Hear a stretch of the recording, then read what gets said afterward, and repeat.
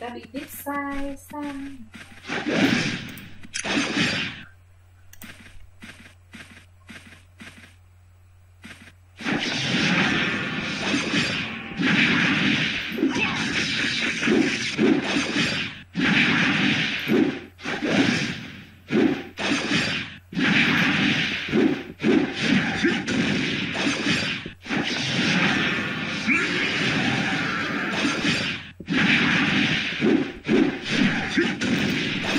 Liếm xỉ đâu, cái địa đâu.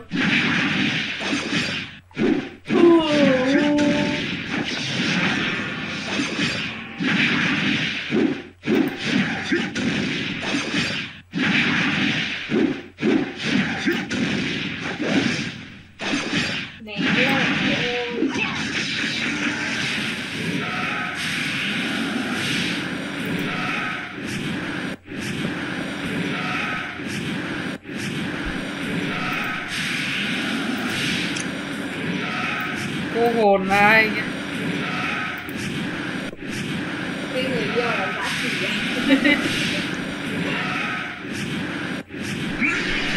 Sao lại báo ra xem hải cảnh đấy nó ra full rồi đâu? Hai đánh hay sao? Mẹ hồi. Chắc phải hồi trước đấy. Âm binh. Cô hồn âm binh. Yêu tinh. Ui rồi, thích của Kiếm Khánh à? Kiếm Khánh. Chọn đi kìa. Bạn xem chọn gì? 1, 2, 3. Chìa khóa. Một nhà gần.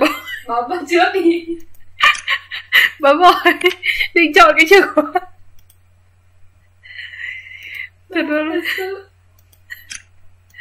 Trong đầu cứ nghĩ chìa khóa thôi.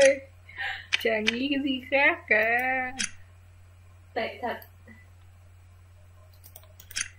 Đồ thật chán quá. Đánh này thì có tiến hóa thôi chứ còn. Sao giờ em vẫn là đầu chọc à?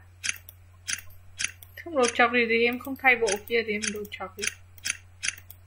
Nhìn người ta đẹp này, đầu chọc. Tinh luyện đế. Thần binh. Em đẹp này bằng đầu chọc thì ra. Người ta đẹp này. Là sai gát, chị thích cái từ. Hả? Vừa đủ. To này. Sai gát này. 20 phút. Nhưng móc gì đặt tên là kiếm xét nhỉ? Kiếm xét có gì hay mà đặt là kiếm xét. Quên cầu phúc ra. Chắc càng quét luôn là vừa. Yes, 3 món thánh 3 mới đủ để chơi cái bàn cổ đấy.